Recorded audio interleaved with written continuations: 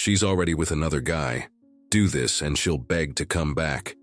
The pain hits like a punch to the gut, doesn't it? Last week she said she needed space. Today she's on Instagram smiling with some other dude. You can almost hear your dignity shattering. See your respect evaporating with every post, every mutual friend whispering that she moved on. You're left blocked, ignored, feeling invisible while another man is getting what you used to have. Listen to me carefully. Most guys crumble at this point. They beg, cling, stalk her stories, and each desperate move only makes her value you less. The more you chase, the more you lose. That's the brutal reality.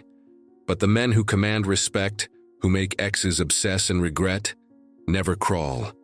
There's a cold logic to reclaiming your power and making her chase again, even when she thinks you're out of the picture. In this video, I'll show you the exact steps to flip the dynamic and trigger her deepest instincts. Built on hardwired male psychology, not romantic fairy tales. But before we dive in, hit that subscribe button now. Every week I break down the game as it really is, no sugarcoating. And don't forget, at the very top of the comments, I'm leaving an extra resource with advanced strategies for those who are serious about changing their lives and never being blindsided again. The rules are simple, but few have the guts to play by them. The question is, when your ex sees the man you're about to become, will she even recognize you? Or will she be too busy wondering how she ever let you go? Stay with me. She won't recognize you. That's the point. The boy she taught how to crave her attention dies tonight. The man who replaces him does not chase, does not explain, does not compete. He withdraws like a tide, and when the shore is dry, that's when she feels the cold. Ready to make her feel it? Silence first.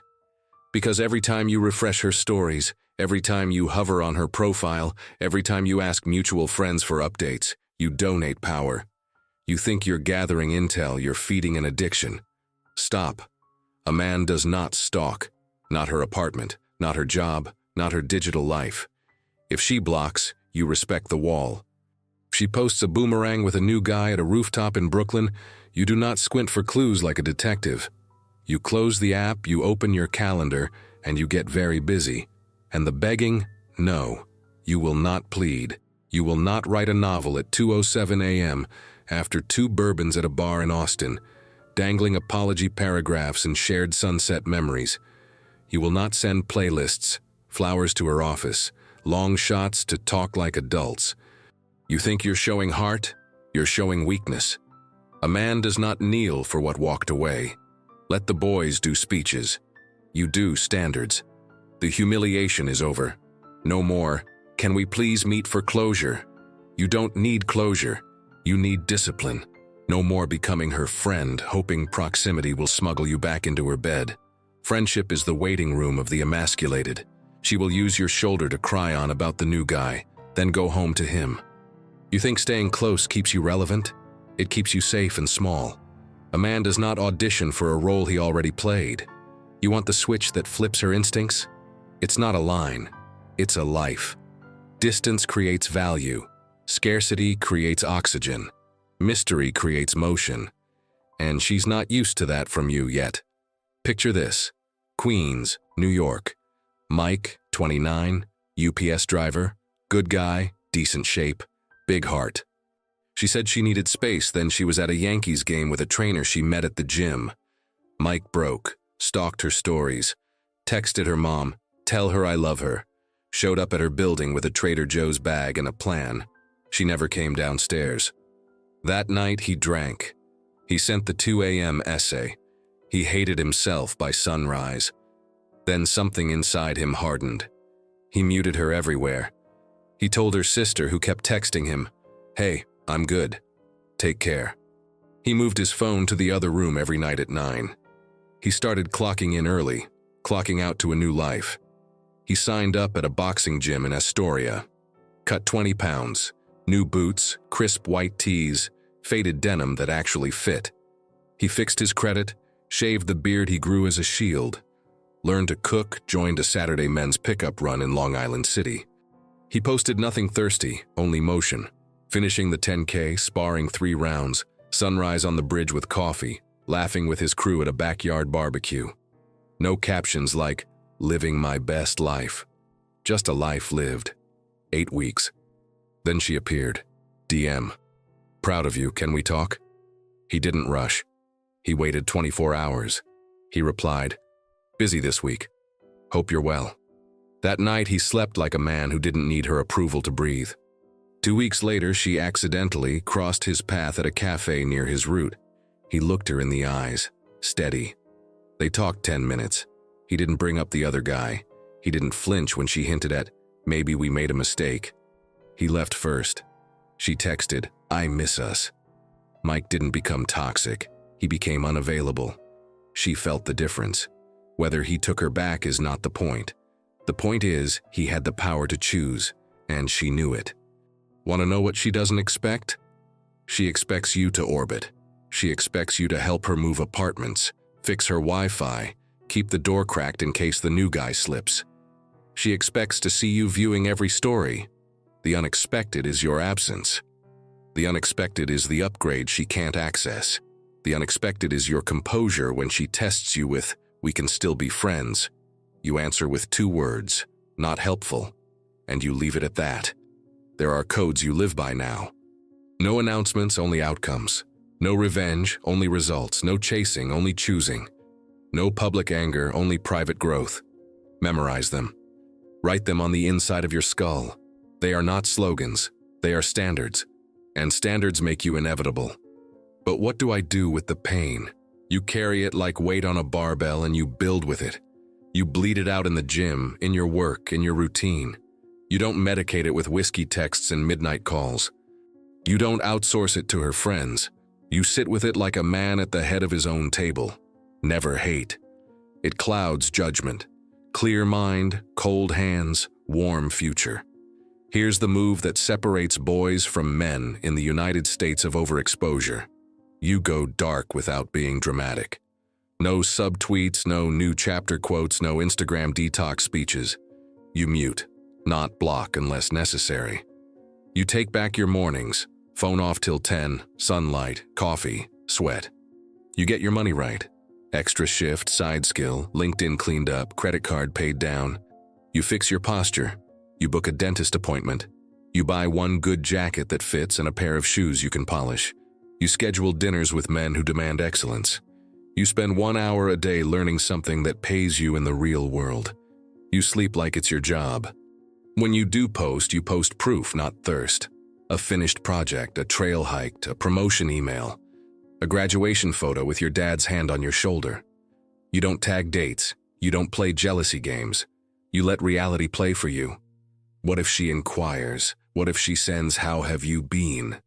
You don't ignore like a child. You reply like a man with options. Short, clear, no open loops. I've been well, focused on work. Hope everything's good with you. You don't offer to meet. You don't ask about the new guy. You don't engage in midnight nostalgia. You make her feel the new gravity.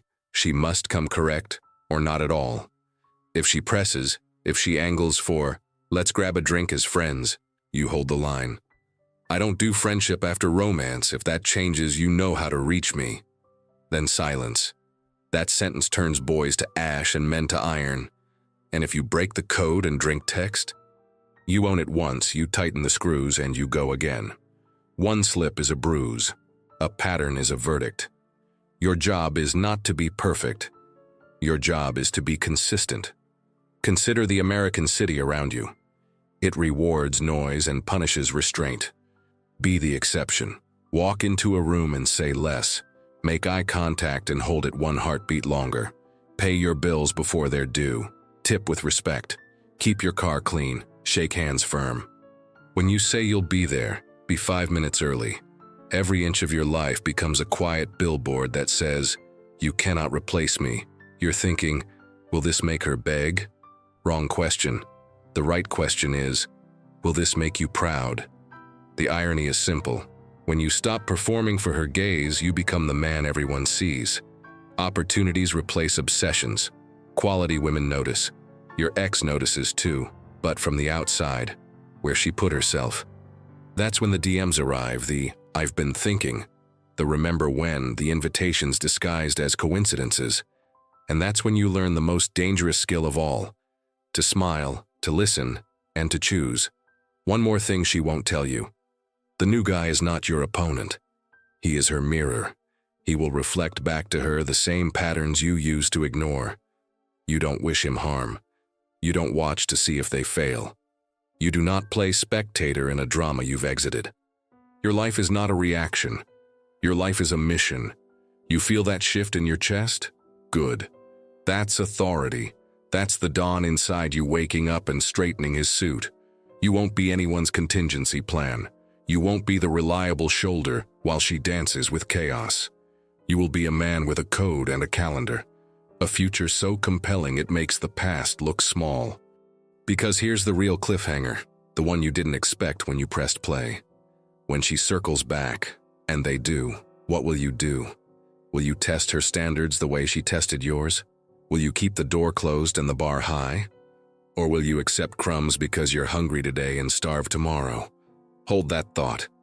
In the conclusion, I'm going to hand down the final sentence, the exact words to use if she reaches out, the posture to keep if she appears in person, and the single decision that decides whether she chases or erases you. Stay sharp. The verdict is coming. Here's the verdict. If she reaches out, you answer like a man with a spine. Text: I'm well and focused. I don't do friendship after romance. If you're thinking about a committed relationship again, say so. If not, I wish you the best. Then silence. If she sends, "Hey, stranger," you don't flirt. All good here, busy. No question mark. No midnight follow-up. If she says, "Can we talk?" you set terms. Daytime only, short. If we're discussing something serious and exclusive, I'll hear it. If she tries nostalgia, "I miss us," you don't feed it. I respect the past. I live in the present.